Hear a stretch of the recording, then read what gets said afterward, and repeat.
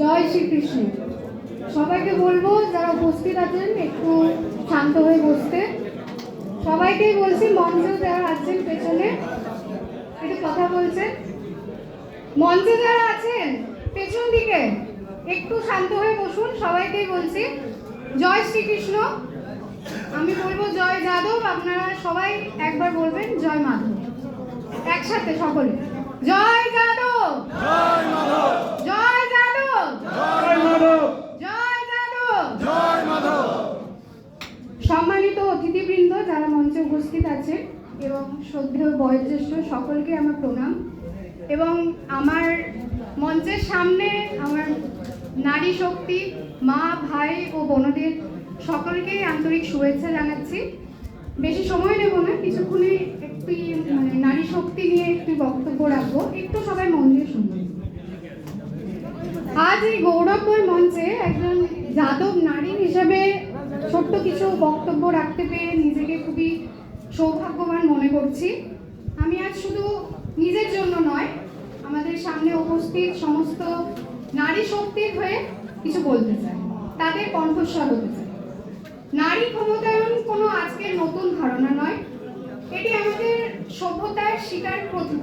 আমরা সকলেই জানি সনাতন ধর্মে নারী কখনোই দুর্বল ছিল না। আমরা জানি আমাদের মা দুর্গা সে শক্তির প্রতীক, মা সরস্বতী জ্ঞানের প্রতীক এবং মা লক্ষ্মী সে সমৃদ্ধির প্রতীক। তো নারীরা কোনো দিকেই কিন্তু কোনো কমতি রাখেনি। সমাজের প্রতিটি স্তম্ভে নারীর অবদান অপরিহার্য। যাদব সমাজের ইতিহাসের যদি কথা বলি, তাতেও কিন্তু নারীরা কোথাও পিছিয়ে নেই। তারা পরিবার সামলানোর সাথে সাথে সমাজসেবা, খেলাধুলা, সংস্কৃতি, প্রশাসনিক সমস্ত দিকেই এগিয়ে রয়েছে। এখন অনেক যাদব নারী আছে যারা বড় ডাক্তার, ইঞ্জিনিয়ার, আইনের লাইনে রয়েছেন, খেলাধুলার লাইনে রয়েছেন। কিছুদিন আগে রিচা ঘোষ, সবাই নাম জানি, সেও একজন নারী, ওয়ার্ল্ড কাপে জিতলেন। তো নারীর কোনো দিকেই কিন্তু কমতি নেই। কিন্তু প্রশ্ন হচ্ছে এখানে একটাই, যে সাফল্যই কি সব নারীদের? সেটা কিন্তু নয়। সাফল্যের সাথে সাথেও সুশিক্ষিত হতে হবে। প্রথমত সুশিক্ষিত, সুসংস্কৃতি, সুগঠিত হতে হবে নারী সমাজকে। শিক্ষা তো শুধু একটা ডিগ্রি, শিক্ষার সাথে সাথেও সুসংস্কৃতিটাও আমাদের সমস্ত মেয়েদের দরকার। সুসংস্কৃতির কথা আমি মেনলি কেন বলছি, আজকালকার দিনে ডিজিটাল দুনিয়া, সবাই আমরা জানি সমস্ত মেয়েদের হাতে ডিজিটাল ফোন, সবাই ফোন দেখি, সারাদিন রিলস দেখতে থাকি। তো নারীরা এখন কি, বেশিরভাগ মায়েদের জন্য আমার এইটুকুনি কথা একটু মায়েরা শুনবেন, যে মায়েরা এখন কি ভিডিও বানাচ্ছি, বিভিন্ন অঙ্গি ভঙ্গি করছি, ফেসবুক, ইনস্টাগ্রাম সবাই এখন চালায়, পোস্ট করছি। এইটাতে আমাদেরকে জানতে হবে যে মায়েদের কাজ শুধু এই পোস্ট করা বা রান্নাঘরে বসে থাকা এটা নয়। নতুন একটি প্রজন্মকে ভবিষ্যৎ দেখানোটাও মায়েদের গুরুত্বপূর্ণ কাজ। তো মা যখন তার একটি ছোট্ট বাচ্চাকে, মা যেটা করবে সেই ছোট্ট বাচ্চাটাও কিন্তু সেটাই শিখবে। তো মা যখন একটা অঙ্গি ভঙ্গি করে কিছু ভিডিও পোস্ট করে দিচ্ছে, সেই ছোট্ট বাচ্চাটাও কিন্তু মাকে দেখে সেটাই শিখছে, আর সেটাই সে পরবর্তীকালে সেইটুকুনি শিখছে। কেন? সুশিক্ষা কিন্তু পাচ্ছে না, সুসংস্কৃতি কিন্তু পাচ্ছে না। ওই অঙ্গি ভঙ্গি করে নাচ বা রিলস যেই এখন চলছে এখনকার জেনারেশনে, এটা মায়েদের একটু বুঝতে হবে এবং নিজেদের বাচ্চাদেরকে সুশিক্ষার সাথে সুসংস্কৃতিটাও দিতে হবে। গান বাজনা বিভিন্ন জিনিসের সাথে যুক্ত করতে হবে। এছাড়া বলবো যে যাদব নারীর ক্ষমতায়নের রোডম্যাপ কিন্তু শুধু এটাই নয়, আরো অনেক কিছু আছে। যেমন আমাদের কন্যা সন্তানদের আমরা বেশি পড়াশোনার দিকে এগোতে চাই না। মাধ্যমিক পাস হয়ে গেছে, মেয়ের বিয়ে দিয়ে দাও। উচ্চ মাধ্যমিক পাস, মেয়ের বিয়ে দিয়ে দাও। এটাই এখন বেশিরভাগ গ্রামের দিকে এখন এটাই চলছে। সবাই আশা করছি আমার বিষয়টা বুঝতে পারছেন যে বিভিন্ন আমাদের শহরে না হলেও গ্রামের দিকে এটাই হচ্ছে যে মেয়ে একটু বড় হয়েছে, তাকে বিয়ে দিয়ে দাও। কেন? সমস্ত মেয়েকে, তা বিশেষ করে মায়েদের পড়ার সুযোগ করে দিতে হবে। পরিবার এমন একটা জিনিস যে মেয়েদের যদি সাপোর্ট করে, মেয়েরা উচ্চ শিক্ষায় শিক্ষিত হতে পারবে এবং জীবনে অনেক কিছু করতে পারবে।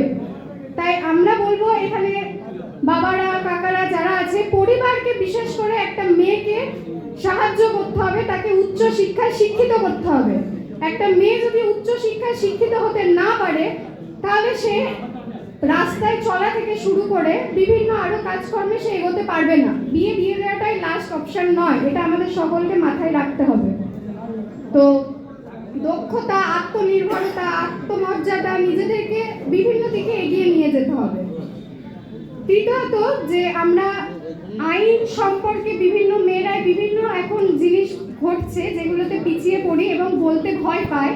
আমাদের আইন নিয়ে একটু অবগত থাকতে হবে, জানতে হবে। তো এটা তখনই সম্ভব যখন একটি মেয়ে সুশিক্ষিত হবে, ভয় পাবে না কোনো কিছুতে, এগিয়ে যেতে পারবে। আইন দিক হোক, যে কোনো দিক হোক, সে এগোতে পারবে।